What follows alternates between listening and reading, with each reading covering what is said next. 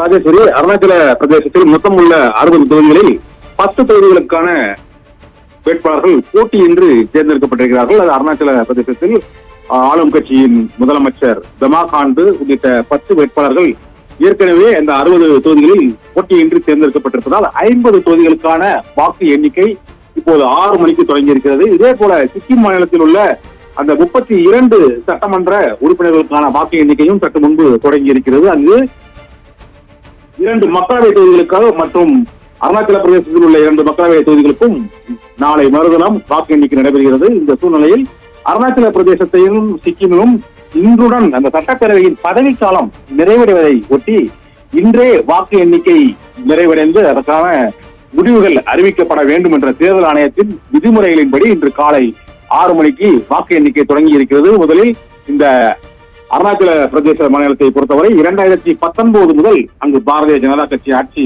நடந்து வருகிறது. பெமா காண்டு முதல்வராக இருக்கிறார். அங்கு பாரதிய ஜனதா கட்சிக்கும் காங்கிரஸ் கட்சிக்கும் இடையே நேரடியான போட்டி நிலவுகிறது. ஏப்ரல் 19ஆம் தேதி இங்கு 50 தொகுதிகளுக்கு மட்டுமே வாக்குப்பதிவு நடைபெற்றது. முதல் கட்ட தேர்தல் நடைபெற்ற தமிழகம் புதுவையில் நடைபெற்ற போதே அருணாச்சல பிரதேசத்திலும் அந்த தேர்தல் வாக்குப்பதிவு நடைபெற்று விட்டது. 24 இடங்களில் இந்த வாக்கு எண்ணிக்கை அருணாச்சல பிரதேசத்தில் வடகிழக்கு மாநிலங்களில் உள்ள அருணாச்சல பிரதேச மாநிலத்தில் நடைபெறுகிறது. இந்த 50 தொகுதிகளுக்கும் 133 வேட்பாளர்கள் களத்தில் இருக்கிறார்கள். இந்த தேர்தலில் வாக்குப்பதிவானது அருணாச்சல பிரதேசத்தில் 76.44% அளவுக்கு வாக்குகள் பதிவாகி உள்ளன. இதனால் அருணாச்சல பிரதேசத்தில் ஆட்சியை பிடிக்கப் போவது காங்கிரஸா பாரதிய ஜனதா கட்சியா என்ற கேள்வி எழுந்திருக்கிறது, எதிர்பார்ப்பு எழுந்துள்ளது.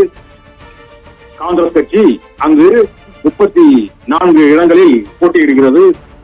இதே போல தேசிய மக்கள் கட்சியும் அங்கு 29 தொகுதிகளில் அந்த மாநிலத்தில் உள்ள கட்சி தேசிய மக்கள் கட்சியும் என்பிபியும் 29 தொகுதிகளில் போட்டியிடுகிறது. அருணாச்சல மக்கள் கட்சி ஏபிபிஏ என்ற கட்சி 2 இடங்களில் போட்டியிடுகிறது. இதனால் இந்த 50 தொகுதிகளில் அறுதி பெரும்பான்மையை பெறுவதற்கு 31 தொகுதிகள் தேவைப்படுகிறது.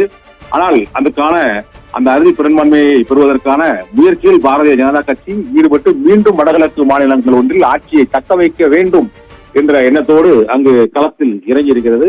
சிக்கிம் மாநிலத்தை பொறுத்தவரை அந்த மாநில கட்சியான கிராந்திகாரி மோர்ச்சா கட்சி அங்கு மீண்டும் ஆட்சியை கைப்பற்றுவதற்கான முனைப்பில் அங்கு களத்தில் இருக்கிறது. அங்கு எதிர்கட்சியாக இருக்கக்கூடியது சிக்கிம் ஜனநாயக முன்னணி SDF, காங்கிரஸ் மற்றும் பாஜகவும் அங்கு களத்தில் இருக்கிறது. இருந்த போதிலும் முக்கிய போட்டியாக வழங்குவது கிராந்திகாரி மோர்ச்சா கட்சிக்கும் மற்றும் SDF என்று அழைக்கக்கூடிய ஜனநாயக முன்னணி கட்சி பவன்குமார் சாமிங் தலைமையிலான அந்த கட்சிக்கும் இடையேதான் போட்டி நடைபெறுகிறது.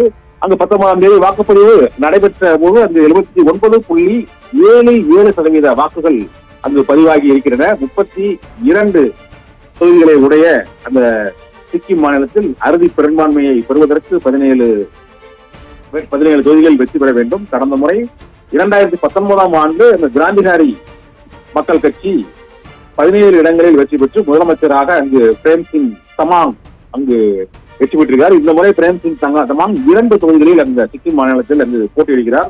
இந்த சூழ்நிலையில் SDF கட்சி அங்கு 15 இடங்களில் அங்கு போட்டியிடுகிறது. இந்த 2 கட்சிகளுக்கும் இடையேதான் அங்கு கடுமையான போட்டி நிலவுகிறது. சிக்கிம் கிராந்திகாரி கட்சி ஆட்சியை கைப்பற்றப் போகிறதா அல்லது சிக்கிம் ஜனநாயக முன்னணி ஆட்சியை கைப்பற்றப் போகிறதா என்பதுதான் இந்த சிக்கிம் முக்கிய கேள்வியாக இருக்கிறது. அங்கு பாரதிய ஜனதா கட்சியுடனான கூட்டணியை ஆளும் கட்சியான கிராந்திகாரி மோர்ச்சா முறித்துவிட்டது. இதனால் பாஜக அங்கு தனித்து போட்டியிடுகிறது. காங்கிரஸ் கட்சியும் அங்கு தனித்து போட்டியிடுகிறது. இருந்த போதிலும் அருணாச்சல பிரதேச மாநிலத்தை பொறுத்தவரை மீண்டும் ஆட்சியை கைப்பற்ற போவது யார் என்ற எதிர்பார்ப்பு எழுந்திருக்கிறது. ஏனென்றால் வடகிழக்கு மாநிலங்களில் மணிப்பூர் மாநிலத்தில் ஏற்பட்ட அந்த கலவரம் மற்றும் வன்முறை ஆகியவற்றால் வடகிழக்கு மாநிலங்களின் ஒட்டுமொத்தமாக அந்த மக்களின் மனநிலை மாறி இருக்கக்கூடிய சூழ்நிலையில் மக்களவைத் தேர்தலுக்கான வாக்கு எண்ணிக்கைக்கு முன்னதாக நடைபெறும் இந்த சிக்கிம் அருணாச்சல பிரதேச மாநிலங்களின் சட்டமன்ற தேர்தலுக்கான வாக்கு எண்ணிக்கை மற்றும் அதன் முடிவுகள் மிகுந்த ஒரு எதிர்பார்ப்பை நாடு முழுவதும் ஏற்படுத்தி இருக்கிறது. இரு மாநிலங்களும் முதலில் தபால் வாக்குகள் எண்ணப்பட்டு இன்னும் சில நிமிடங்களில் அந்த முன்னணி நிலவரங்கள் தெரிய வரும். அருணாச்சல பிரதேசத்தில் 60 தொகுதிகளில் 50 தொகுதிகளுக்கான வாக்கு எண்ணிக்கை தொடங்கி இருக்கிறது. 31 தொகுதிகளை பெறக்கூடிய கட்சி அங்கு ஆட்சியை கைப்பற்றும். ஆளும் கட்சியாக இருக்கக்கூடிய முதல்வர் பெமா காண்டு தலைமையிலான பாஜக ஆட்சியை கைப்பற்றுமா அல்லது கடுமையான போட்டியை அளிக்கும் காங்கிரஸ் அருணாச்சல பிரதேசத்தில் ஆட்சியை கைப்பற்றுமா என்பதே இப்போது மிகுந்த ஒரு எதிர்பார்ப்பு இருக்கிறது. வாக்குப்பதிவு 6 மணிக்கு தொடங்கி இருக்கிறது. முன்னணி நிலவரங்கள் 8 மணிக்கு தெரிய வரும் என எதிர்பார்க்கப்படுகிறது. காங்கிரஸ் கட்சி அங்கு 19 தொகுதிகளில் போட்டியிடக்கூடிய நிலையில் அங்கு வாக்கு எண்ணிக்கை தற்போது நடைபெற்று வருகிறது.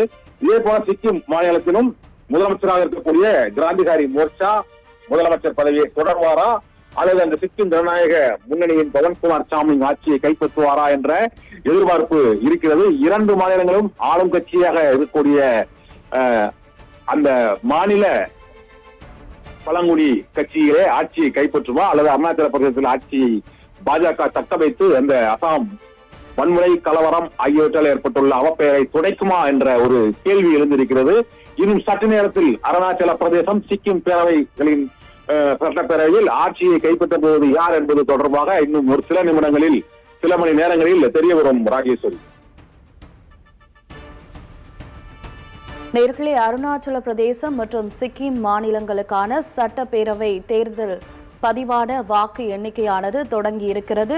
இன்னும் சில மணி நேரங்களில் அந்த 2 மாநிலங்களிலும் ஆட்சி அமைக்க போவது யார் என்பது தொடர்பான தகவல்கள் வெளியாக தொடங்கிவிடும்.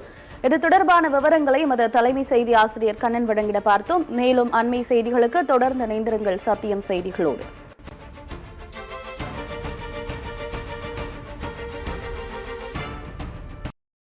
தற்போது கிடைத்த செய்தி, இந்த முறை எல்லோருக்கும் சீட் உறுதி.